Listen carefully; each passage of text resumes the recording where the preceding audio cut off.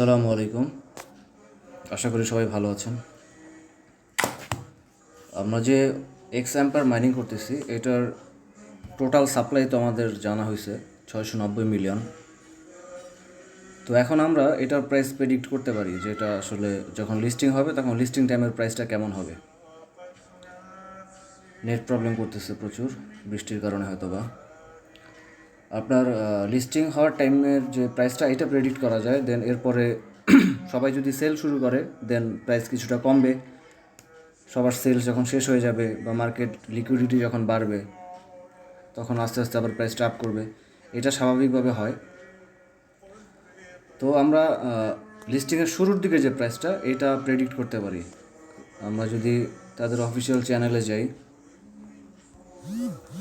Official চ্যানেলে গেলে দেখা গেছে যে তাদের টোটাল সাপ্লাই তারা এটা রিভিল করছে। এই যে এখানে 70% মাইনার্স অ্যান্ড ভাউচার যারা মিন করছে তাদের জন্য অ্যালোকেশন, আর 30% রাখছে নিউ ইউজার এবং নেক্সট ফেজ।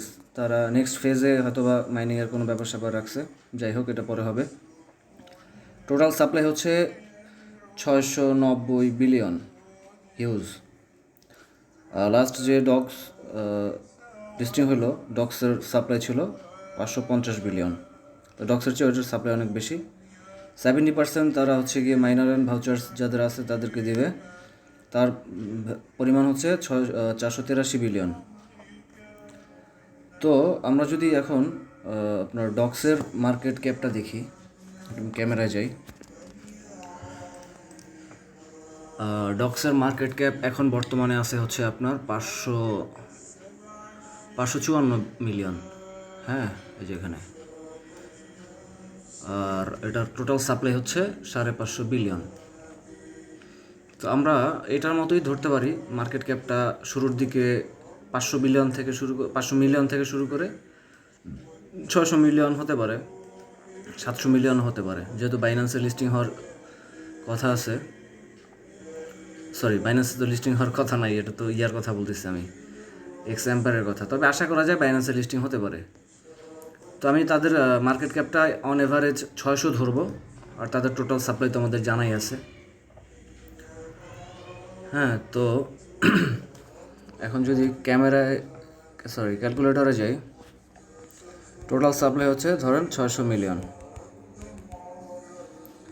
মিলিয়নকে যদি আমি তাদের টোটাল সাপ্লাই এটা হচ্ছে আপনার মার্কেট ক্যাপ 600 মিলিয়ন, আর তাদের টোটাল সাপ্লাই হচ্ছে 690 বিলিয়ন। 690 বিলিয়ন দিয়ে যদি এটাকে ডিভাইড করি, 690 দেন শূন্য হবে 9টা, 1 2 3 4 5 6 7 8 9। তো এটা হচ্ছে গিয়ে মোটামুটি এস্টিমেটেড প্রাইস লিস্টিং টাইমে হতে পারে 0.0008। এটা এক্সপেক্ট করতে পারেন যে এই প্রাইজে এটা লিস্টিং হবে। 0. লিখে নেই আমি একটু, 0008। ওকে, এখন মার্কেট ক্যাপ যদি 600 হয় দেন এই প্রাইস। মার্কেট ক্যাপ যদি 600-র একটু বেশি হয় তাহলে প্রাইস একটু বাড়বে। 600 যদি একটু কম হয় একটু কমবে। তো 550 600 এটা এভারেজে থাকে প্রত্যেকটা প্রজেক্টেই। এরকম ভাইরাল যে প্রজেক্টগুলো আছে 600 মিলিয়ন হবে মার্কেট ক্যাপ, এটা ধরা যায় আর কি। তো আপনি এক্সপেক্ট করতে পারেন যে আপনার এক একটা এক্স টোকেনের দাম 0.0008 এটা আসবে। আচ্ছা, এবার যাদের এনএফটি আছে, এক একটা এনএফটির জন্য 69,000 করে অ্যালোকেশন আর কি। মানে এক একটা এনএফটি যদি আপনি সেল না করেন এখন, যখন লিস্টিং হবে তখন এটাকে আপনি 69,000 কয়েনে কনভার্ট করতে পারবেন। তো এটাকে যদি আমি 69,000 দিয়ে গুণ দেই তাহলে আপনার প্রাইস আসতেছে $59। হ্যাঁ, তো একটা এনএফটির মিনিমাম প্রাইস হবে $69 লিস্টিংয়ের পরে মিনিমাম। তো এখন যাদের এনএফটি আছে আপনারা কত ডলারে সেল করতেছেন, এটা হলো গিয়ে চিন্তার বিষয়। আপনি যদি মোটামুটি $55 সেল করেন তাহলে ঠিক আছে, কিন্তু এর কমে যদি করেন, আপনি যদি $10 $20 $30 সেল করে দেন তাহলে বলবো যে আপনি ভুল করতেছেন। এর চেয়ে হোল্ড করেন, যখন আপনার লিস্টিং হবে তো লিস্টিং টাইমে আপনি এর চেয়ে বেশি দামে বিক্রি করতে পারবেন। হ্যাঁ, তো এটা মোটামুটি প্রেডিকশন 19-20 হইতে পারে। তবে খুব বেশি 18-20 হবে না আর কি, 19-20 হতে পারে। তো মাইনিং আর 15 দিন চলবে, 30 তারিখে মাইনিং শেষ, দেখা যাক কি হয়। আশা করছি ভালো কিছুই হবে। এটা কি এত সাউন্ড কেন? তো আপনারা মাইনিংটা চালিয়ে যান, মাইনিং চালিয়ে যান বলতে প্রফিট পার আওয়ারটা বাড়ান। হ্যাঁ, প্রফিট পার আওয়ারটা খুব বেশি হওয়া জরুরি। এটা আপনি হ্যামস্টার না যে আপনি 2-4-10 মিলিয়ন করে রেখে দিলে হবে, বা 5-10 বিলিয়ন। এটা প্রচুর প্রফিট পার আওয়ার বাড়াইতে হবে। আপনি এয়ারড্রপে যদি যান হ্যামস্টারের মতো, এরা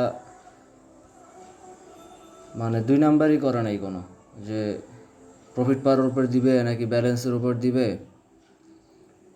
এগুলা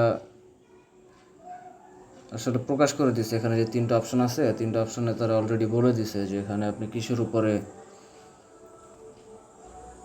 করবে আর কি। যে আওয়ারলি ইনকাম মানে প্রফিট পার আওয়ার, এটা হচ্ছে ফ্রেন্ডস। আর 1 নম্বরে আছে total amount of income currency you have earned throughout the game. অর্থাৎ আপনি টোটাল এই গেমের মধ্যে কত আর্ন করছেন, এই আর্নের হিসাবটা কিন্তু আছে। আপনি যে খরচ করে ফেলছেন এটাও আপনার আর্নিংয়ের মধ্যেই কাউন্ট হবে, যেটা আপনি এখন পর্যন্ত খরচ করছেন। আপনি যদি লেভেলের মধ্যে ঢোকেন তো আপনি এখানে আপনার টোটাল খরচ আপনি দেখতে পাবেন। এই যে এখানে আমি এই লেভেলে 23 লেভেলে আসতে আমার খরচ হয়েছে, এই যে টোটাল এক্সপেন্স 17.4 ট্রিলিয়ন। ঠিক আছে, এটা আমার টোটাল খরচ। তো আপনি কত খরচ করছেন এটা এখানে হিসাব আছে, আপনার কত ব্যালেন্স আছে সেটারও হিসাব আছে, আপনার পরবর্তী লেভেলে যেতে আপনার কত লাগবে। আমার 7.5 ট্রিলিয়ন খরচ করলে আমি পরবর্তী লেভেলে যাব। 73 দিন ধরে খেলতেছি, অর্থাৎ 2 মাস 13 দিন।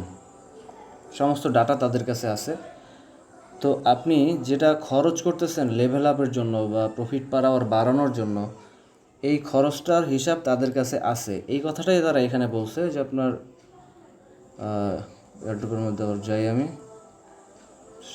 কী হলো, এই যে total amount of income currency you have earned throughout the game. হ্যাঁ, আপনি টোটাল কত আর্ন করছেন এটার উপর ডিপেন্ড করবে আপনার এয়ারড্রপ, আপনার টোটালি আওয়ারলি ইনকাম অর্থাৎ প্রফিট পার আওয়ার কত, আর দেন হচ্ছে আপনার ফ্রেন্ডস কত, ইনভাইটেড ফ্রেন্ডস কত। আর ফ্রেন্ডসের মধ্যে একটা ব্যাপার জরুরি, আপনি শুধুমাত্র যাদেরকে ইনভাইট করছেন শুধু ইনভাইট পর্যন্তই শেষ, তারা কেউ অ্যাক্টিভ না, তারা কেউ গেম প্লে করে না, হ্যাঁ, বা সবার লেভেল একই আছে তারা পুরা। তো এরকম হইলে তো এটা আপনার এয়ারড্রপের উপর ইফেক্ট করবে। অবশ্যই তাদের মধ্যে আপনি 10 জনকে রেফার করছেন, অ্যাটলিস্ট 4-5 জন তো খেলতে হবে। তো এটা একটা ব্যাপার, কোয়ালিটি ফ্রেন্ড দরকার। হ্যাঁ, একেবারেই সবাই কেউ খেলতেছে না, শুধু রেফার করেই শেষ, এরকম ফ্রেন্ড হইলে এয়ারড্রপের পরিমাণ খুব ভালো একটা পাওয়া যাবে না। তো আপনি হিসাব করতে পারেন এখন, আপনি এনএফটি যদি থাকে যে আপনার কত আর্ন হবে টোটাল। যেমন আমার 4টা এনএফটি যদি আমি এই যে $59 করে হিসাব করি, আসলে 59 না, একটু কমায় ধরি, $55 করে ধরি, 4টা এনএফটিতে $220 ইনশাল্লাহ আমার এনএফটি থেকে আসবে। এটা মিনিমাম এক্সপেকটেশন আর কি। আর এরপর এয়ারড্রপ যেটা হবে এনএফটির বাইরে ওইটা তো এক্সট্রা। এরকম আপনারা হিসাব করতে পারেন আসলে যে কত করে আপনি পাচ্ছেন। হ্যাঁ, প্রাইস 0.0008, এটা ধরে হিসাব করতে পারেন আর কি আপাতত। আসসালামু আলাইকুম।